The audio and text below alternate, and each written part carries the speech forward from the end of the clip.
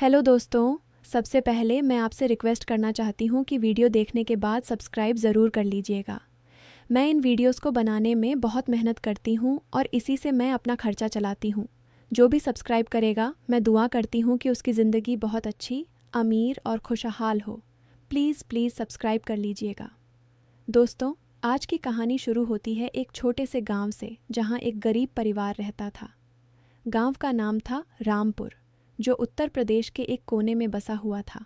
वहाँ की गलियाँ संकरी थीं, खेतों में सरसों के फूल खिलते थे और हवा में मिट्टी की खुशबू आती थी।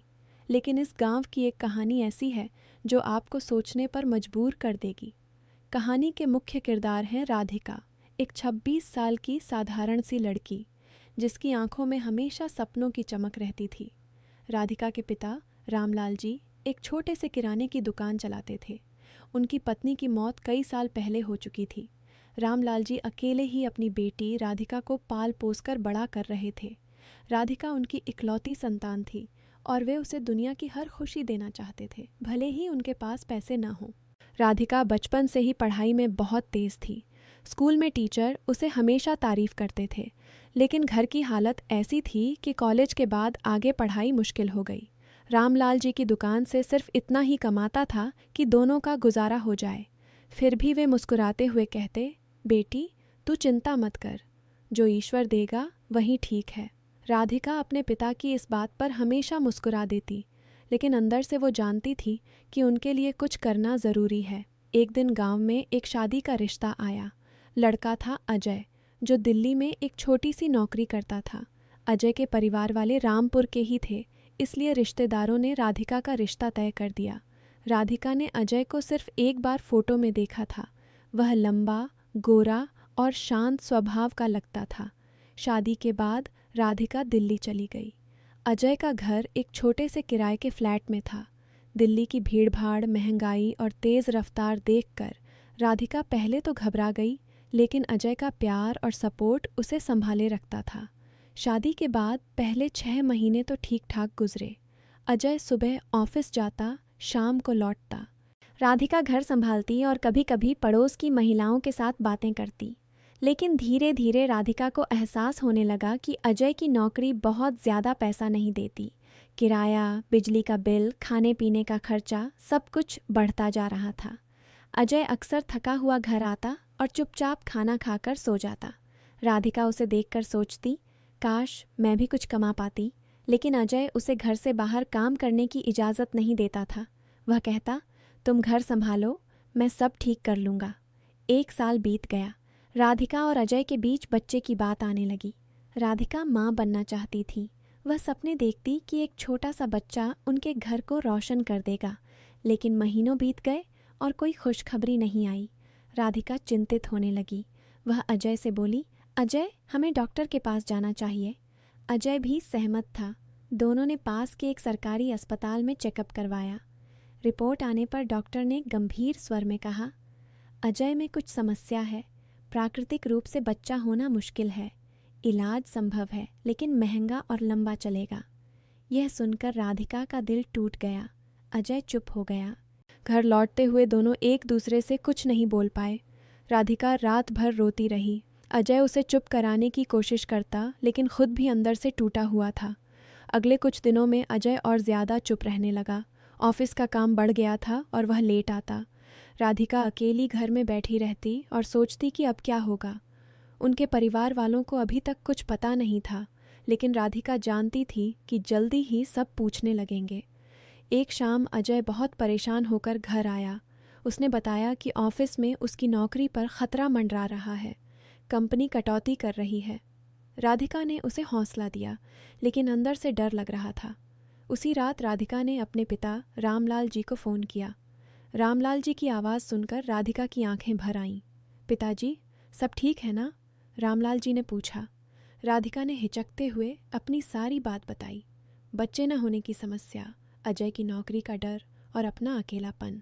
रामलाल जी चुप रहे, फिर धीरे से बोले, बेटी तू चिंता मत कर, ईश्वर सब ठीक करेगा। अगर ज़रूरत पड़े तो दिल्ली आ जा, यहाँ आराम से सब सोचेंगे। रामलाल जी की बात सुनकर राधिका को थोड़ी तसल्ली हुई, लेकिन समस्या जस की तस थी। कुछ हफ्तों बाद अजय की कंपनी ने सच में कुछ लोगों को निकाल दिया। हालांकि अजय बच गया, लेकिन उसकी सैलरी कम हो गई। अब घर चलाना और भी मुश्किल हो गया। राधिका ने सोचा कि वह भी कुछ काम करे, लेकिन अजय ने मना कर दिया। तुम घर देखो, मैं बाहर से संभाल लूँगा। धीरे धीरे राधिका का दिल भारी होने लगा। वह अपने पिता से अक्सर फ़ोन पर बात करती। रामलाल जी अब बुज़ुर्ग हो चुके थे। उनकी कमर में दर्द रहने लगा था। दुकान भी पहले जैसी नहीं चल रही थी। राधिका सोचती, पिताजी अकेले कैसे संभाल रहे होंगे। एक दिन अचानक रामलाल जी का फ़ोन आया। उनकी आवाज़ कमज़ोर लग रही थी। राधिका बेटी, मेरी तबीयत ठीक नहीं है। कमर का दर्द बहुत बढ़ गया है। अकेले में कुछ नहीं हो पा रहा। राधिका ने तुरंत अजय से बात की। अजय ने कहा, तुम जाओ, पिताजी के पास कुछ दिन रहो, यहाँ मैं संभाल लूँगा। राधिका ने सामान पैक किया और रामपुर वापस चली गई। जब राधिका अपने गांव पहुंची तो रामलाल जी को देखकर उसका दिल पसीज गया। पिताजी बहुत दुबले हो गए थे। उनकी आंखों के नीचे काले घेरे थे। राधिका ने उन्हें गले लगाया और बोली, पिताजी, अब मैं आ गई हूँ, आप चिंता मत कीजिए, मैं आपकी देखभाल करूँगी। रामलाल जी मुस्कुराए और बोले, मेरी बेटी आ गई, अब सब ठीक हो जाएगा। राधिका ने घर संभालना शुरू कर दिया।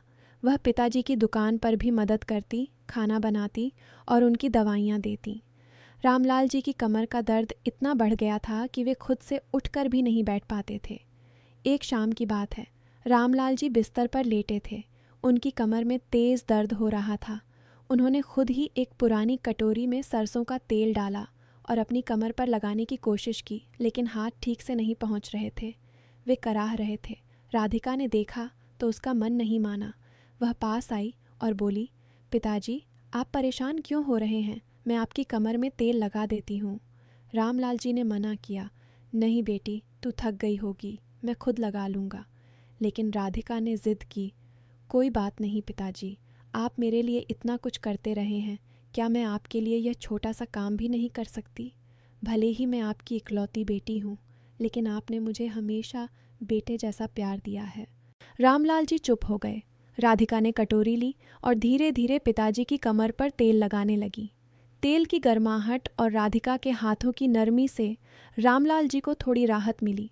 वे आंखें बंद करके लेटे रहे। राधिका धीरे से मालिश कर रही थी। उसी वक्त रामलाल जी ने धीमी आवाज़ में कहा, बेटी, तू दिल्ली में कितनी परेशान है, मुझे पता है। अजय की नौकरी, बच्चे की समस्या, सब कुछ। राधिका के हाथ रुक गए। उसकी आंखों में आंसू आ गए। वह बोली, पिताजी, मैं क्या करूं? डॉक्टर ने कहा है कि अजय कभी बाप नहीं बन सकता। मैं माँ बनना चाहती हूँ, लेकिन अब क्या रास्ता है? रामलाल जी ने गहरी सांस ली। उन्होंने राधिका का हाथ पकड़ा और बोले, दुनिया में कई रास्ते होते हैं बेटी, लेकिन सही रास्ता चुनना पड़ता है। मैं जानता हूँ तू कितनी परेशान है। तू अजय को छोड़ भी नहीं सकती क्योंकि तुमने प्यार से शादी की है। लेकिन अगर तू माँ बनना चाहती है तो एक रास्ता है, मैं तेरी मदद कर सकता हूँ। राधिका ने चौंक कर पिताजी की ओर देखा। रामलाल जी ने आगे कहा, मैं तेरे पिता हूँ, मैंने तुझे जन्म दिया है, मैं तेरी ज़िंदगी को फिर से रोशन कर सकता हूँ, लेकिन यह फैसला तुझे लेना है। अगर तू तैयार है तो मैं तुझे वह खुशी दे सकता हूँ जो तू चाहती है।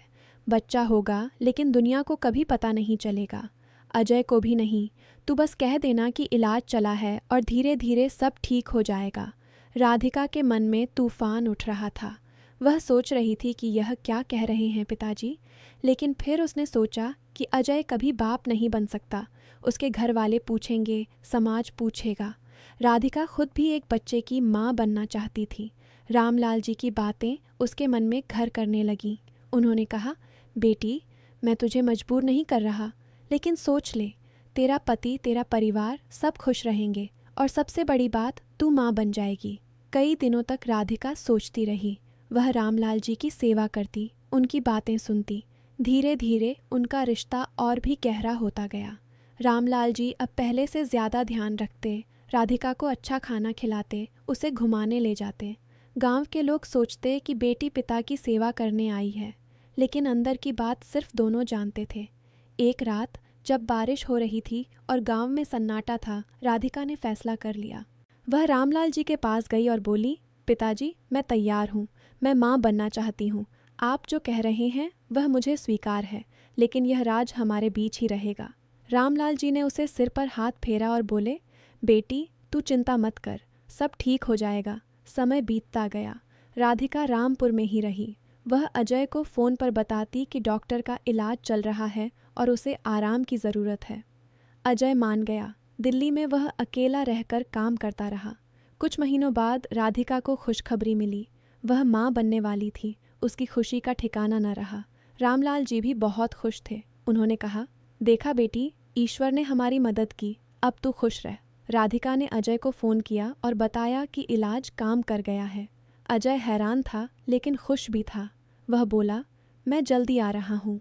जब राधिका के पेट में बच्चा बड़ा होने लगा तो रामलाल जी उसकी बहुत देखभाल करते।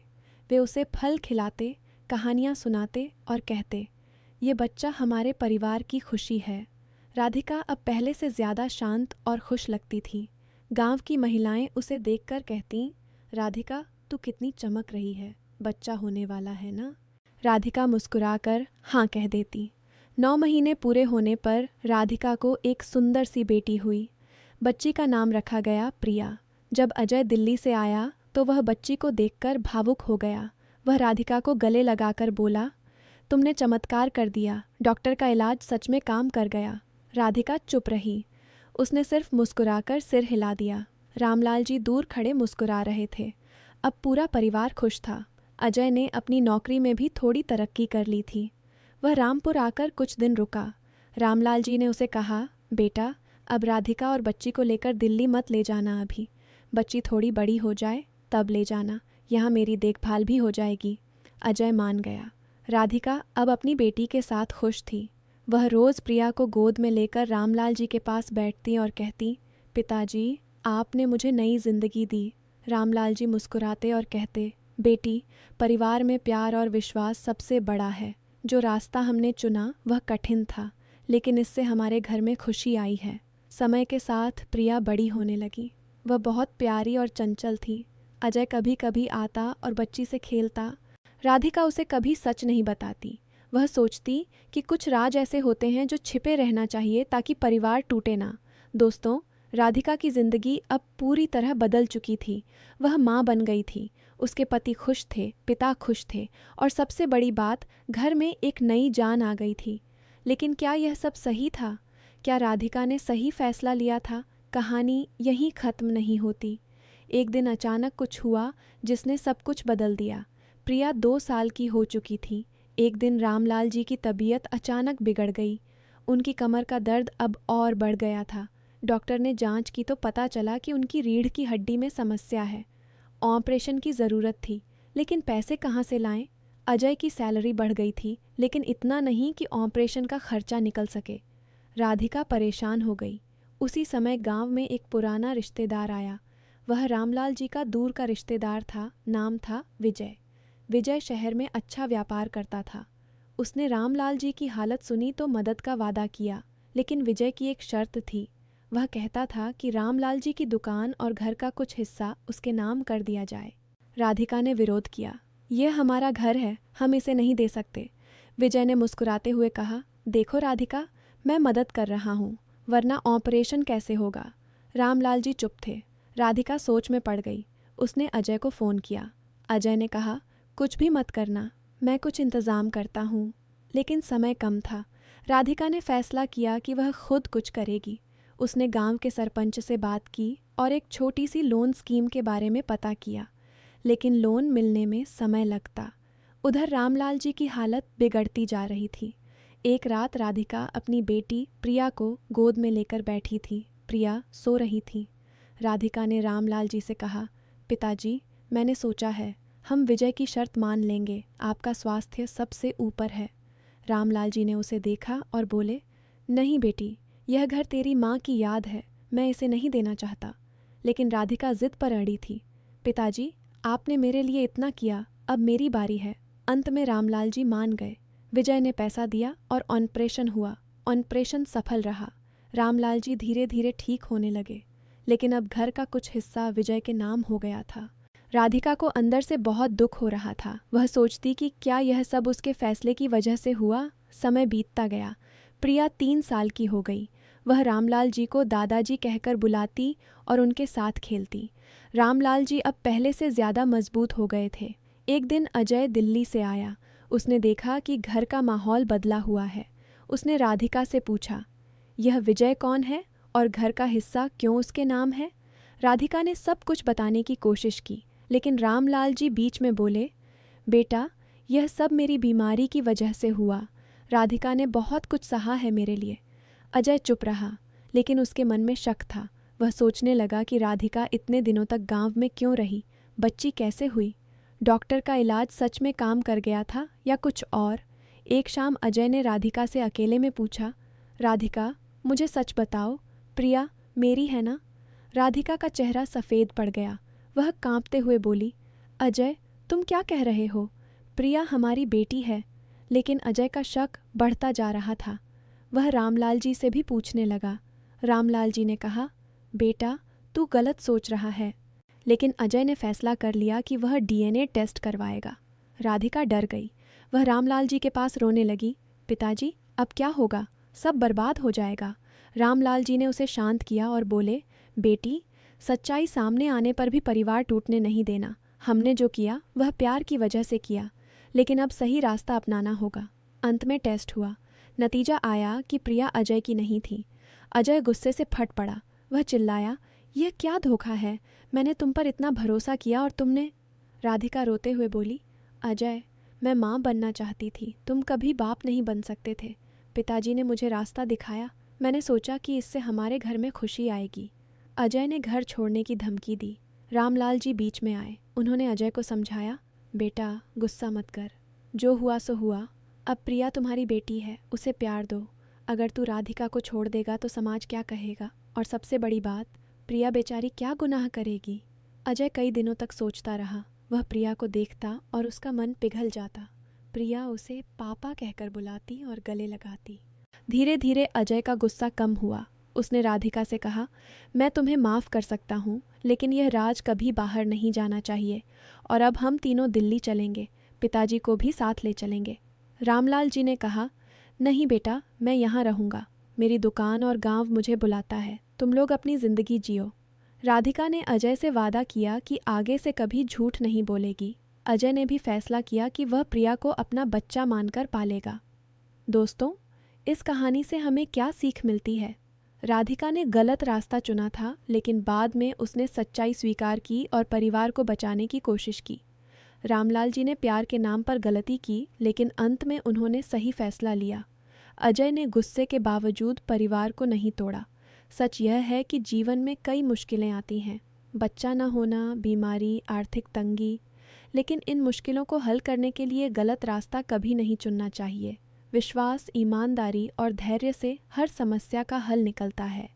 अगर राधिका शुरू में ही सब कुछ अजय के साथ मिलकर सोचती तो शायद कोई और रास्ता निकलता, लेकिन उसने छुपाया, जिससे बाद में दुख हुआ। परिवार सबसे बड़ा है। एक दूसरे का साथ देना, समझना और माफ़ करना सीखना चाहिए। लालच, झूठ या गलत फैसलों से सिर्फ अस्थायी खुशी मिलती है, लेकिन सच्चाई हमेशा सामने आती है। राधिका आज दिल्ली में अजय और प्रिया के साथ खुश है। प्रिया स्कूल जाती है और बहुत होशियार है। रामलाल जी गांव में अपनी दुकान संभालते हैं और कभी कभी दिल्ली आकर पोती से मिलते हैं। परिवार में अब प्यार और विश्वास पहले से ज़्यादा है। दोस्तों, अगर आपको यह कहानी अच्छी लगी हो तो कमेंट में ज़रूर बताइए कि आपको सबसे ज़्यादा क्या पसंद आया। क्या आप भी मानते हैं कि गलत रास्ते से कभी सही नतीजा नहीं निकलता? अगर ऐसी ही और सच्ची, भावुक और सीख देने वाली कहानियाँ सुनना चाहते हो तो चैनल को सब्सक्राइब कर लीजिए और बेल नोटिफिकेशन ऑन कर लीजिए ताकि नई वीडियो की सूचना आपको मिल सके। कल मिलेंगे एक और नई कहानी के साथ। धन्यवाद। शब्द गिनती लगभग 2850 शब्द। कहानी पूरी तरह मूल है, पूरी तरह अलग प्लॉट, अलग किरदार, अलग संघर्ष और अलग नैतिक शिक्षा के साथ लिखी गई है। Delivery style, emotional flow, suspense buildup और नरेशन रिदम को मैच करते हुए लिखा गया है।